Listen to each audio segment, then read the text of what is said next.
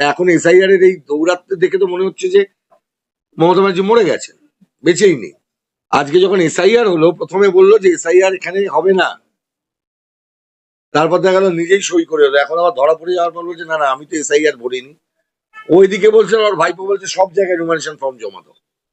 তাই জন্য মমতা নিজে ক্ষমতায় এসেছিল যে সাচ্চার কমিটির রিপোর্ট দেখিয়ে, ক্ষমতায় আসার পর সেই সাচ্চার কমিটির রিপোর্টের বাইরে চলে গেল।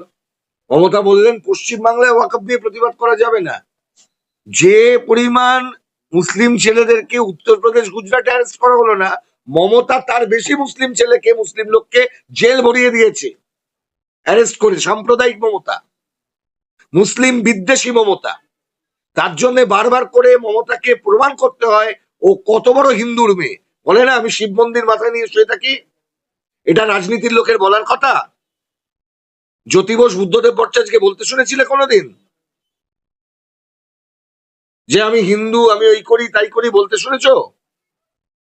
রাজনীতি করতে এসছি, আমি হিন্দু কি মুসলমান এই পরিচয়টা নিয়ে বলবো, এই কথা আমরাও বলতাম না, কিন্তু মমতা এটা বাধ্য করছে বলতে। মমতা যতবার হিজাব পরে ওখানে গিয়ে নামাজ পড়তে যায়, ততবার করে হিন্দু সাম্প্রদায়িকরা খুশি হয়, কারণ ওদের তাস তুলে দিচ্ছে মমতা ব্যানার্জি। যেদিন ইমাম ভাতা দিয়েছিল জানতো পুরোহিতরা ওই দাবি করবে, আর আমরা ইমাম ভাতা পুরোহিত ভাতা উভয়ের বিরোধিতা করি।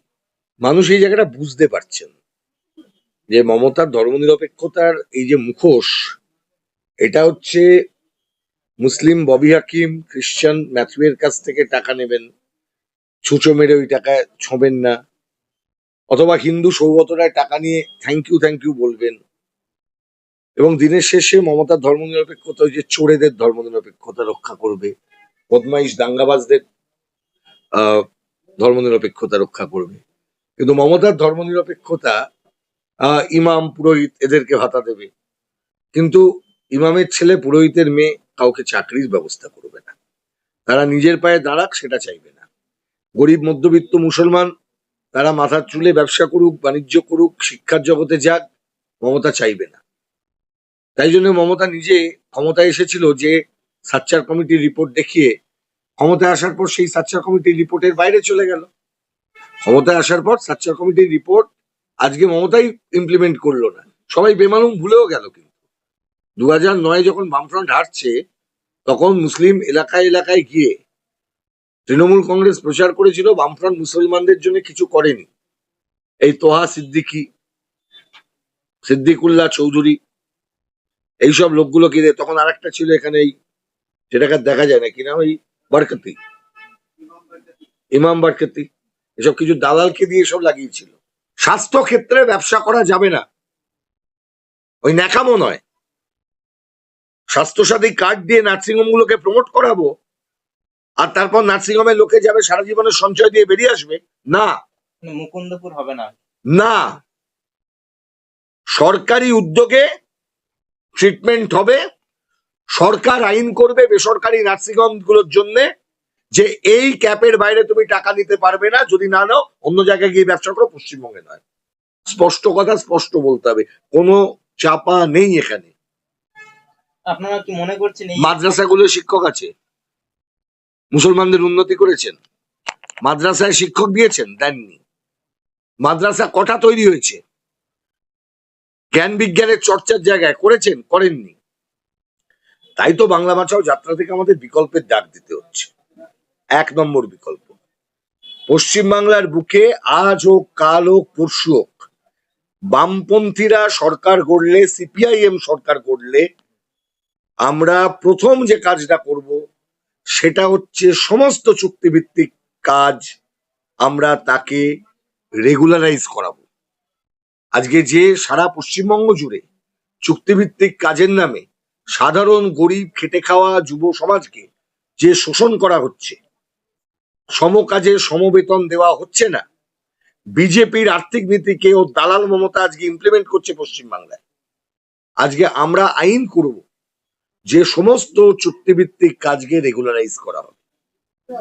আমরা আইন করব শিক্ষক নিয়োগের প্রশ্নে, অন্যান্য সরকারি চাকরিতে যে সমস্ত শূন্য পদ আছে সেগুলি পূরণ করার জন্য ট্রান্সপারেন্ট নিয়োগ পদ্ধতি আমরা চালু করব।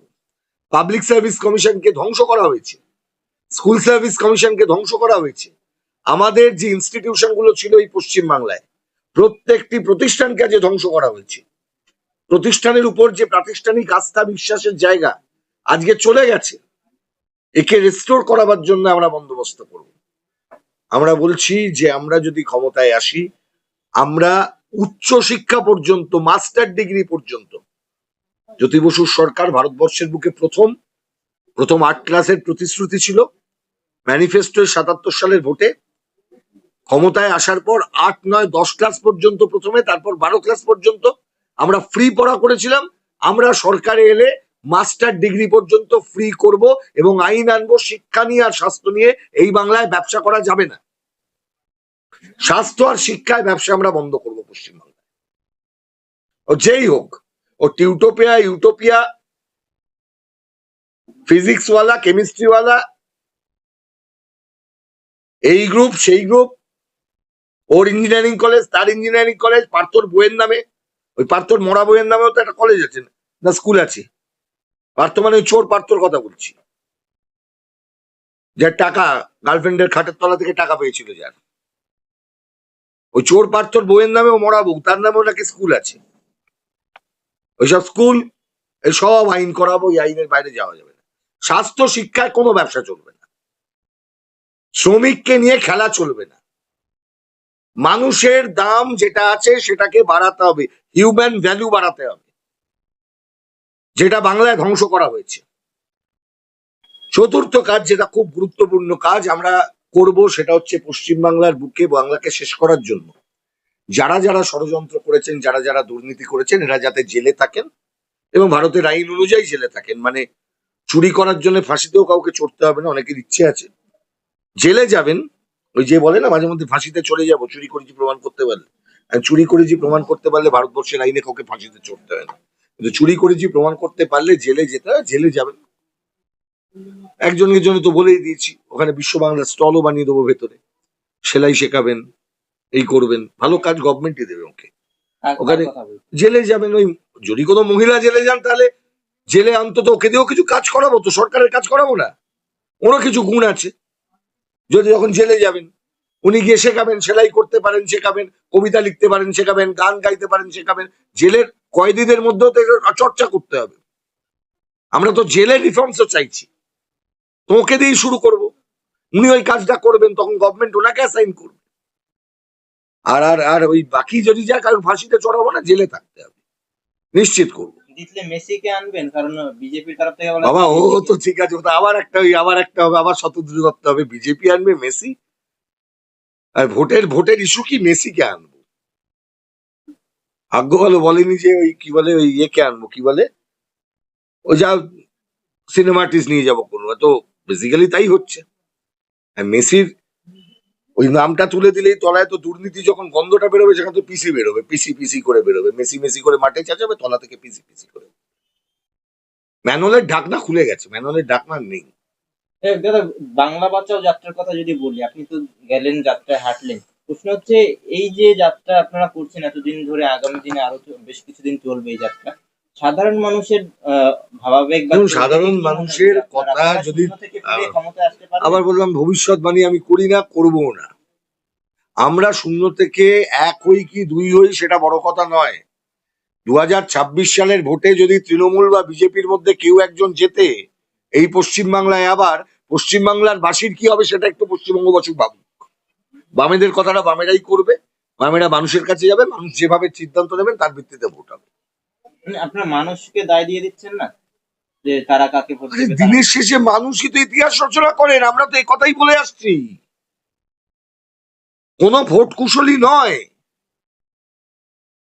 কোনো আইপ্যাক নয়, কোনো সরকারি টাকার সরকারি প্রকল্প নয়। দিনের শেষে মানুষ ইতিহাস রচনা করেন, এটা আমার কথা নয়, চিরকাল বামপন্থীরা এই কথা বলেছে, জ্যোতি বসু এই কথাটা বলতেন, আমরা সেই কথাটা দিয়ে বিশ্বাস করি। মানুষ যতদিন আমাদের রেখেছিলেন আমরা সরকারে ছিলাম, সেদিন মানুষ সরিয়ে দিয়েছেন, আমরা বেরিয়ে এসছি। মানুষ জেতালে আমরা যাব, মানুষ না জেতালে আমাদের বক্তব্য আমরা রেখে যাব। কিন্তু তার উপর দাঁড়িয়ে যে চোর, সে সাধু পুরুষ হয়ে যাবে না, চোর চোরই থাকবে, মমতা মমতাই থাকবে।